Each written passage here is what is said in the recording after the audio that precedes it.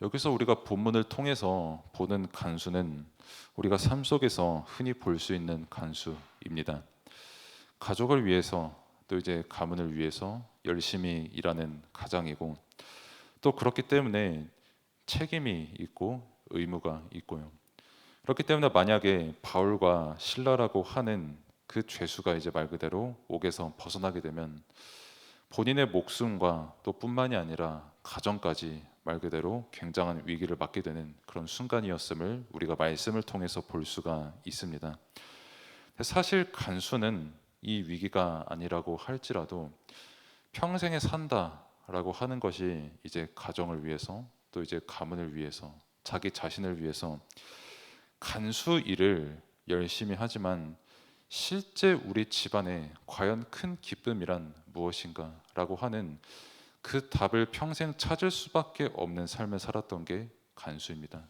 또 이 간수뿐만이 아니라 사실 살아가는 모든 삶이 또 모든 사람들의 인생이라고 하는 게 열심히 살지만 왜 열심히 삽니까? 라고 했을 때는 가족이 있으니까 또 가문이 있고 부모가 있고 자녀가 있으니까 열심히 살지만 그 모든 근본이 기쁨입니까? 또 행복입니까? 능력이 있습니까? 라고 했을 때 가장 많은 갈등이 일어나는 현장도 가정 가문의 현장, 또 실제 교육 현장뿐만이 아니라 살아가는 모든 현장에서도 결국 문제의 근본이 되는 것은 가정과 가문입니다. 그래서 우리가 본문을 통해서 말씀을 확인을 한 것처럼 그러면 우리 가정도 그렇고 또 다른 사람의 가정도 그렇고 이 세상에 있는 모든 가정과 가문과 집안이라고 했을 때 정말 그 집안에 기쁨이 임하는 내용이 무엇입니까? 라고 했을 때 오늘 우리가 읽은 본문에 있는 것입니다. 주 예수 그리스도를 정말 믿을 때 내게 행복이 임하고 그 가정과 가문에 큰 기쁨이 임하는 것인 줄로 믿습니다. 그리고 이 복음 안에서 내 개인이 부름을 받았고 가정이 부름을 받은 이 자체가 가장 큰 응답과 은혜인 줄로 믿으시기를 바랍니다. 그럼 서론에 그리고 특별히 이제 이 본문 말씀을 하나님께서 생각을 하게 하신 것은 자녀가 이제 부모에게 할 수 있는 최고의 효도가 무엇인가라는 그 내용을 강단 말씀을 통해서 주셨습니다. 그리고 이제 그 내용이라고 하는 게 뭐 이제 여러 가지 물질이 될 수도 있고 아니면은 어떤 사랑한다라고 하는 표현이 될 수도 있겠지만 효도 중에 최고의 효도는 구원을 얻게 하는 것, 생명을 얻게 하는 것이 가장 큰 효도다 이렇게 말씀을 주셨습니다. 그래서 그 말씀을 생각을 했을 때에 하나님께서 생각하신 게 딱 이 본문이더라고요. 자녀에게도 가장 큰 기쁨이 되는 것, 부모에게도 가장 큰 기쁨이 되는 것, 가문 자체가 살아나는 것은 진짜 이 예수 그리스도 복음밖에 없다. 이 복음이 가정과 가문에 충만히 임하고 나 한 명의 믿음이 되었을 때 세상 그 어떤 방법으로도 줄 수 없는 행복이 기쁨이 내게 임하는 것이고 가정에 임하는 것이고 가문에 임하는 것이다 라는 그 부분을 우리가 계속해서 말씀을 통해 확인하고 믿어야겠습니다. 그럼 이 말씀은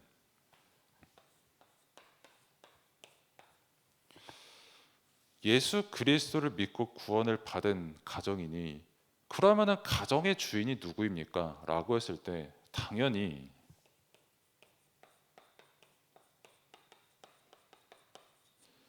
예수 그리스도께서 처음부터 우리 가정과 가문의 주인이신 겁니다. 그러면 언제까지 우리 가정과 가문의 주인이십니까? 라고 했을 때 영원토록 주인 되신 분이 바로 예수 그리스도십니다. 그러면은 주인 되신 예수 그리스도 이 부분을 오직으로 믿고 오직으로 누리고 오직으로 증거하는 것이 캠프다는 말씀을 계속해서 드렸습니다. 그럼 이 캠프 속에서 우리가 함께 인도받고 있는데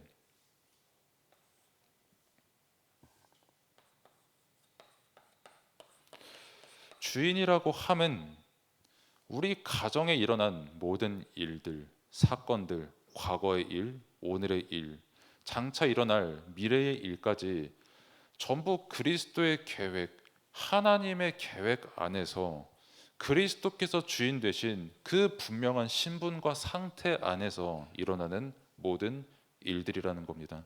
그래서 본론에서 조금 더 자세히 보겠지만은 우리 가정에 어떤 사건이 일어났다. 그리고 캠프 기간이니까 특별히 저 상대방의 가정에 어떤 일이 일어났다. 뭐 다민족이 될 수도 있겠고요. 뭐 표현이 그렇습니다만은 조금 많은 재난을 만난 가정이 될 수도 있겠고요. 뭐 경제적인 어려움을 겪은 그런 가정이 있을 수가 있겠습니다. 그런데 그 모든 일들을 누가 허락하셨습니까? 라고 했을 때 하나님께서 허락하셨다는 겁니다.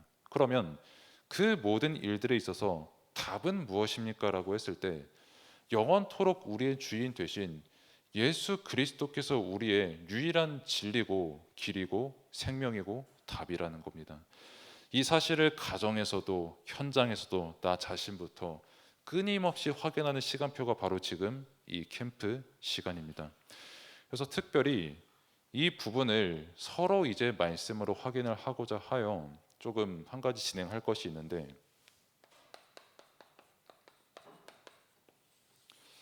우리 목사님께서 그 토요일에 그 핵심 예배를 우리 교회에서 이제 드리고 마치고 나서 포럼에 대한 조금 말씀을 주셨습니다. 그래가지고 제가 조금 회개를 하면서 아 그래 이게 맞다라고 조금 생각이 들었던 게 뭐냐면, 이 부분을 함께 서로 소통하고 살리는 캠프 아니냐, 서로를 위해서 기도하는 캠프 아니냐, 끊임없이 말씀으로 서로에게 답을 주고 힘을 주고 삶을 나누고 그 속에서 중보할 수 있는 캠프의 응답을 누리고 빛을 비출 수 있는 그런 원네스의 응답을 누리는 캠프 시간인데, 실제 그 응답을 누리는 데 있어서 가장 중요한 게 이 부분이더라고요.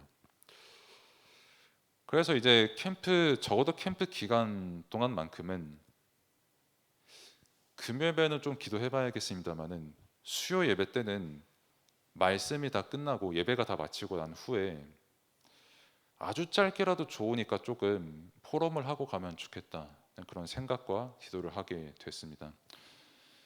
집에 빨리 가야 되는데요 라고 하는 그런 표정으로 순간적으로 다들 쳐다봐 주셔서 약간 감사한 표정보다는 그 표정으로 저를 쳐다봐 주셔서, 참 이게 말씀드리기 그렇습니다만은 포럼 할 수 있는 그 시간을 제가 계산을 하면서 또 말씀을 인도를 받을 겁니다. 그래서 방금 부분의 은혜를 받으시기보다가도 하나님께서 주인 되신 예수 그리스도의 이 응답을 서로 누리라고 하시는구나 라는 이 부분에 더욱더 은혜가 충만한 시간 되기를 축복합니다. 이 빛을 비추는 캠프 응답으로 우리가 함께하고 있는데,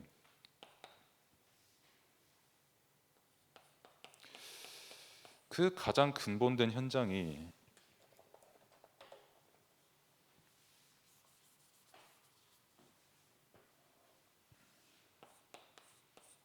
가정 현장입니다. 그래서 가정이라고 하면 하나님께서 우리 가정을 살리시려고 복음을 주시고 지금 말씀을 주시는 겁니다. 그러면 가정에서 누가 살아나야 됩니까? 라고 했을 때 당연히 자녀가 살아나는 것이 하나님께서 우리에게 주신 응답이고 은혜죠. 그래서 신명기 6장 4절에서 9절의 말씀처럼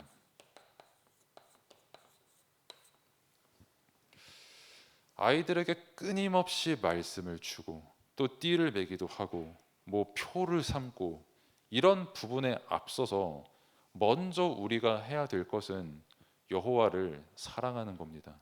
그리고 그 이전에 먼저 또 알아야 될 것은 오직 하나님만 유일한 여호와 하나님이시다. 이 두 가지 사실을 부모된 우리가 먼저 알고 있어야 됩니다. 부모가 되었기 때문에, 교사가 되었기 때문에, 가르치는 사람이 되었기 때문에 하나님께서 허락하신 자녀가 있으면 반드시 우리가 먼저 기억해야 될 것은 하나님을 먼저 기억해야 됩니다. 복음을 먼저 붙잡아야 됩니다. 그리고 내가 이 아이에게 사랑을 주기 이전에 내가 먼저 하나님의 사랑을 받은 존재임을 먼저 기억하고 누리고 있어야 됩니다. 그렇기 때문에 인간적인 사랑 이전에 하나님께서 우리에게 주신 사랑을 자녀에게 증거하는 것이 올바른 사랑을 전달하는 것이고, 실제 하나님께서 우리에게 주신 사명입니다. 그래서 자녀에게 이 일을 허락하셨기 때문에 그 예레미야 애가 4장 4절 잘 아시는 말씀처럼 어린아이들에게 어린아이들이 떡을 구하지만 이 떡을 떼어줄 사람이 없다고 말씀을 했거든요. 그 말은 아이들에게 맛있는 것 줄 사람들은 많습니다. 뭐 여러 가지 좋은 것 줄 사람들 너무나도 많지요. 또한 그것은 너무나도 감사한 일입니다. 그런데 정말 시대에 가장 필요한 아이들에게 자녀들에게 말씀을 줄 수 있는 사람을 하나님께서 우리를 먼저 은혜로 부르신 겁니다. 그래서 정말 자녀들에게 가장 먼저 무엇을 증거해야 될 것이냐? 우리의 주인이 하나님이시고 내가 너를 사랑하기 이전에 하나님께서 우리 가족을 먼저 사랑하셨음을 항상 누리고 전달해야 됩니다. 즉 다른 것이 아닌 성경 66권이 우리에게 증거하는 오직 복음만 누리고 증거하는 그런 가정 캠프가 되어야 됩니다. 그리고 두 번째로는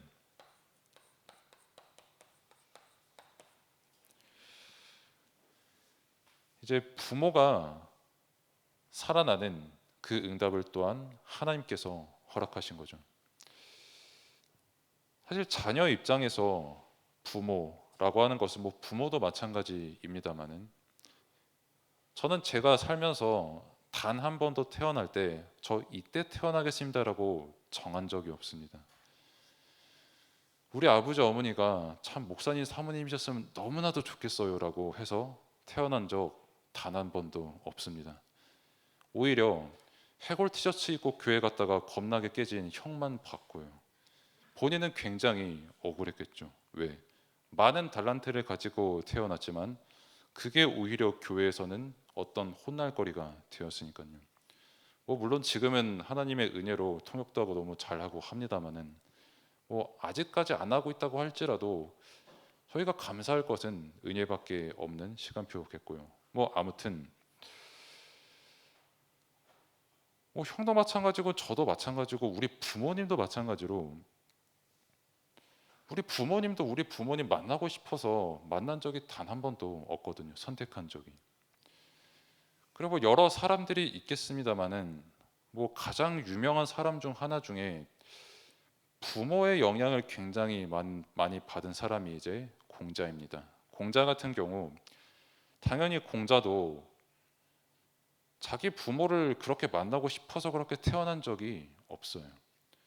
근데 공자 같은 경우는 이제 태어나니까 엄마가 이제 18살이었고 아빠가 68세였거든요, 공자는.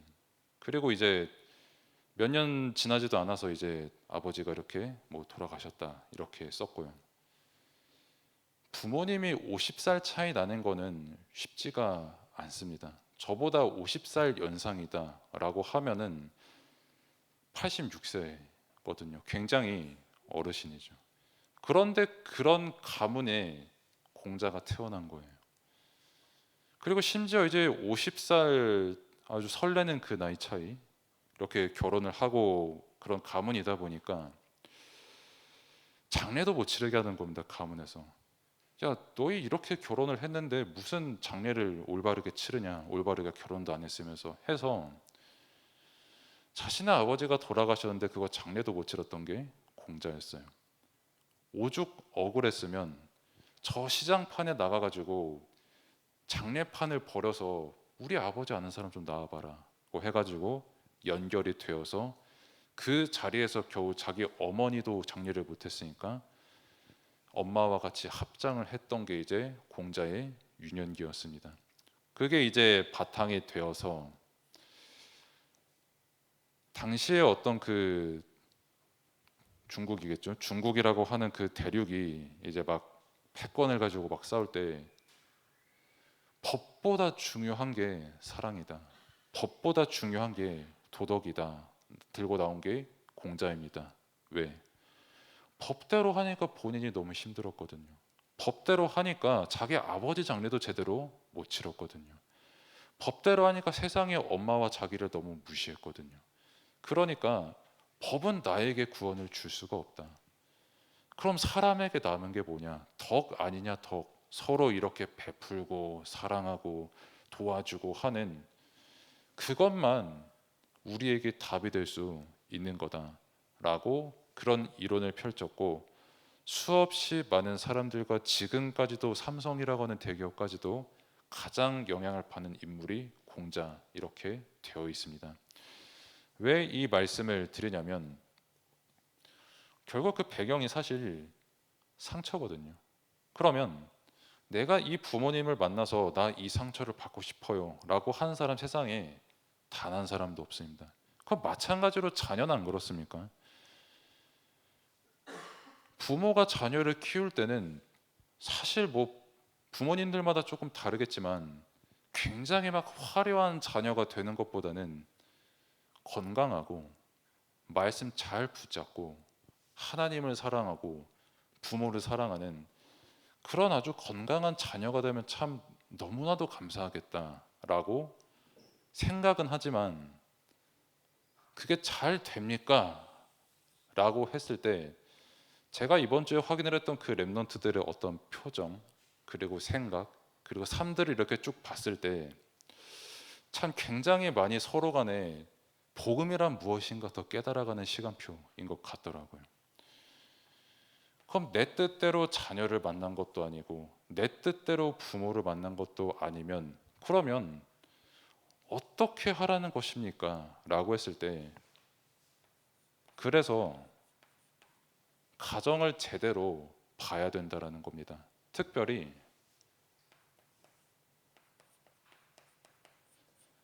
가정의 한계를 제대로 봐야 되는 겁니다. 모든 가정에는 한계가 있습니다. 경제의 영적 문제, 뭐 어떤 신내림의 대물림, 뭐 아니면은 단명, 뭐 그것도 아니면 저 같은 경우는 애초에 할아버지 얼굴을 뵌 적이 없습니다. 아버지도 뵌 적이 없어요. 단 하나 아는 거라고는 이북분이라는 것밖에 모릅니다. 뭐 아무튼 뭔지는 모르겠지만 가문, 가정 만날 수밖에 없는 한계. 뭐 물질적으로 많이 가지면은 그러면은 없어지지 않습니까? 아니요. 물질 상관없이 하나님 떠난 그 영적으로 죽은 상태에서 만나는 한계는 단 한 가정도 예외 없이 모든 가정에 반드시 만나게 되는 한계입니다. 그러면 우리 가정에 이런 한계를 만날 수밖에 없는데 부모도 한계, 자녀도 한계, 나도 한계 속에 있을 수밖에 없는데 그러면 이 한계에 대한 답이 뭐냐라고 했을 때 그게 바로 하나님의 뜻이라는 겁니다. 요한복음 9장 2절에서 3절의 말씀처럼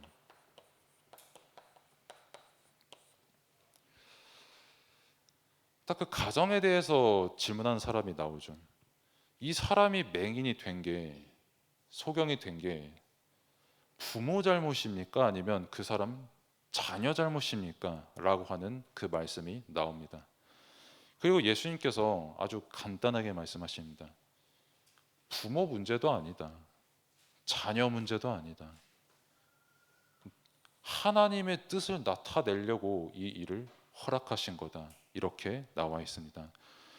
그래서 우리가 우리 가정에 있는 그런 모든 한계들, 문제들, 또 함께 있는 우리 모두의 어떤 가정의 문제들, 가장 먼저 뭘 봐야 되냐면 문제를 봐야 되는데 이 문제가 대체 왜 왔냐는 겁니다. 그리고 이 문제에 대한 답이 바로 하나님의 뜻이 그 문제 안에 있다는 겁니다. 그러면은 그 하나님의 뜻이 뭡니까? 라고 했을 때 5절에 그리스도의 빛이 비추어지는 그 장면이 나옵니다. 즉 하나님의 뜻이 뭡니까? 부모도 자녀도 가정도 복음을 만나고 복음을 믿고 복음으로 완전히 결론 나서 영원한 생명과 응답을 누리는 가정이 되기를 하나님께서 원하시는 겁니다. 그렇기 때문에 어떤 가정에는 이런 문제, 어떤 가정에는 저런 문제. 뭐 저도 늘 말씀을 드리지만 이제 하도 많이 말씀드려서 제 문제가 대충 뭔지 다들 아실 겁니다. 아, 이분이 옛날에는 이랬구나라고 하는 부분들, 아, 가정에는 이런 부분이 있으셨구나 하는 부분들이요. 근데 왜 제가 그거를 편하게 말씀을 드릴 수 있냐면, 애초에 사람의 가정이라는 거는 한계가 있을 수밖에 없거든요. 사람이라고 하는 건. 그럼 당연히 답도 어느 가정도 다 빠짐없이 답은 복음 아니고서는 절대 그 문제는 해결받을 수 없는 겁니다. 뭐 갑자기 자녀가 1,000억을 들고 온다. 드라마 많이 보셔서 아시겠지만 1,000억 들고 오면 나 600억 가질래라고 하고 끊임없이 피 터지게 싸우는 게 가정 가문입니다. 장례식장에서도 돈 때문에 싸우는 게 가정과 가문이고요. 그들이 그러고 싶어서 그러는 게 아니라 한계를 만나면 그럴 수밖에 없게 되는 겁니다. 그리고 그 한계에 대한 답을 우리에게 주신 게 예수 그리스도 복음이고요. 그럼 이 복음 안에서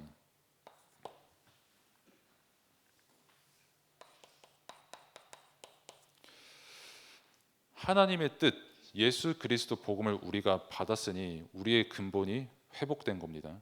그럼 근본이 회복이 되었기 때문에 한마디로 우리가 누릴 응답은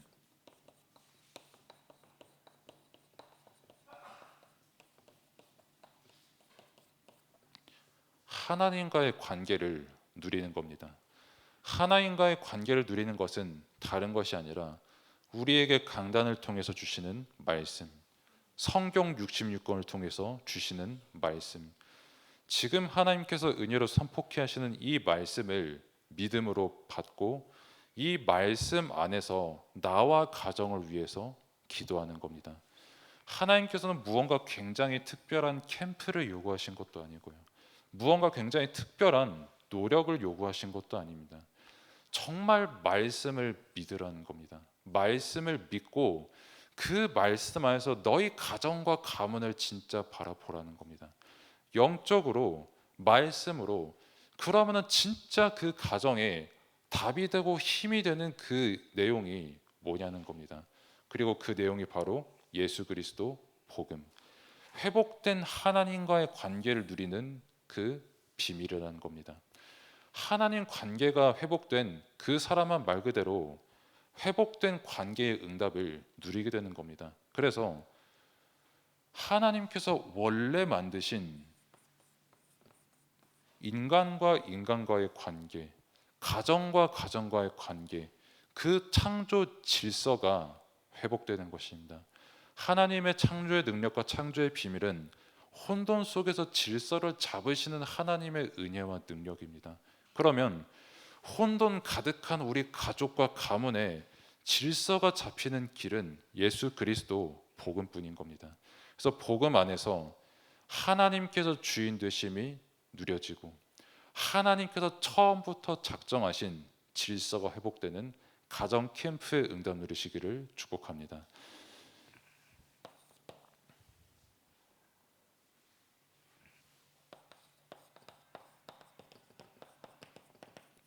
그리고 이 응답을 누리는 한 팀과 교회입니다. 당연히 요한 3서 1장 2절 말씀처럼 영원히 잘 되기를 범사에 나를 위해서 간구하고 팀원을 위해서 간구하고 모든 성도님들을 위해서 간구하는 게 먼저입니다. 그리고 그 속에서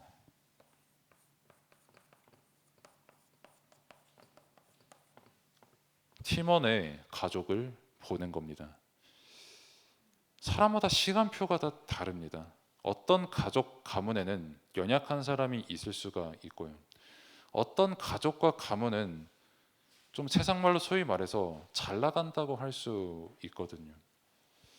근데 진짜 이 복음을 누리고 증거하는 사람이라면 잘 나간다고 조금 못 나가는 가족에게 야, 우리 가족처럼 한번 해봐라. 그거는 복음을 자랑하는 것이 아니라 내 가족을 자랑하는 겁니다. 하나님께서는 당연히 그거를 전혀 영광 받고 기뻐하시지 않으시고요. 그래서 꼭 주의를 해야 될 거는 어려움 만난 가족과 가문이 있는 시간표가 있다라고 한다면 이것만 고백하시길 바랍니다. 이것만 고백하시길 바랍니다. 가족의 어려움 얼마든지 있을 수 있다. 지금 우리 가족도 멀쩡해 보이지만 혹시 모른다 하나님께서 문제를 허락하시면, 그러니까 오늘 나도 당신도 필요한 거는 예수가 그리스도라는 분명한 사실이다. 지금 가족의 문제를 만났지만 속고 있지만 불신앙하고 있지만 정신적으로 영적으로 어려움을 당하고 있지만 그 속에 하나님의 계획이 있는 거다. 그러니까 먼저 우리가 믿음 가지고 기도하자. 하물며 당신조차 지금 믿음이 없으면 백부장의 하인을 위해서 기도했을 때 하인이 나은 것처럼 내가 당신과 그 어려움 만난 가정을 위해서 기도할 수 있도록 내가 먼저 기도하겠다. 그렇게 고백을 하면 되는 겁니다. 사실 가족 배경 자랑할 사람은 성경에 바울만큼 자랑할 사람이 없거든요. 뭐 지금으로 말할 것 같으면 뭐 국회의원 가문이죠. 뭐 지금으로 말할 것 같으면 최고 명문대 나왔죠. 또 그리고 이제 뭐 지금으로 말하면 갑자기 단어가 생각이 안 납니다만은 그 영장이 발부된 거를 처리할 수 있는 체포권도 있죠. 가질 것 다 가졌던 바울이 단 한 번도 자기 가족을 자랑한 적이 없습니다. 연약한 가족을 보고 너 나처럼 하면 우리 가족처럼 돼. 너 복음 안 붙잡아서 그 가족 그렇게 된 거야. 라고 한 적이 없는 게 바울입니다. 바울은 뭐 내가 자랑할 것, 뭐 우리 가문에 자랑할 것 다 배설물이다. 내가 자랑할 거는 그리스도 말고는 없다. 진짜 이 그리스도 깨달으니까 다 배설물이더라. 그것을 자랑하는 캠프의 시간표가 되기를 축복합니다. 그리고 성도의 가문은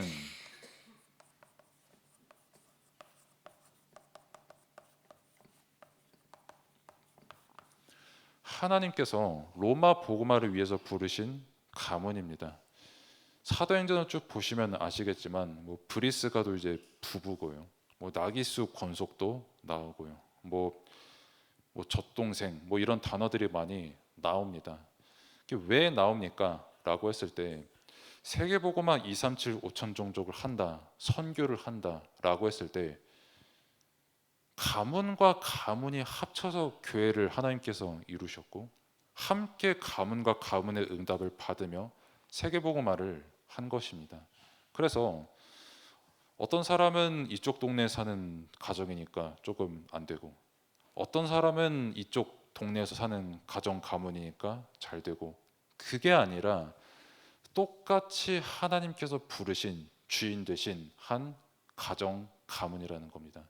그리고 어떤 경우에서도 구원받은 가정과 가문은 로마 복음화, 세계 복음화에 쓰임 받았다라는 사실입니다. 그래서 내가 어떤 성도를 어떤 팀원을 본다라고 할지라도 그 가정과 가문은 하나님께서 이 응답을 이루시려고 그 가정과 가문을 부르셨고 그러기 위해서 먼저 복음받은 한 사람을 우리 팀원을 세우셨구나, 그렇게 믿고 함께 기도해야 됩니다. 그래서 이 캠프의 응답 함께 누리는 시간 되기를 축복합니다. 기도하겠습니다. 하나님 감사합니다. 캠프의 주인도 인생의 주인도 가정 가문의 주인도 자녀와 부모의 주인도 전부 성삼위 하나님이신 줄로 믿습니다. 주인이 하나님이 아닌 나라고 생각하는 그 모든 부분들이 말씀 앞에 완전히 내려놓아지고 하나님의 것으로 충만하여서 가문과 가정과 개인과 부모와 자녀가 모두가 한 마음으로 하나님께 영광 돌리며 복음에 충만하고 믿음에 충만하고 함께 세계복음화의 응답으로 인도받는 최고 복된 응답의 가문 될 수 있도록 하나님께서 인도하시고 역사하여 주옵소서. 이제는 우리를 구원하신 우리 구주 예수 그리스도의 은혜와 하나님의 무한하신 사랑하심과 성령님의 내주인도 역사 충만하심이 함께 예배드린 모든 성도 또 현장 위에 이제로부터 영원까지 항상 함께 계실지어다. 아멘.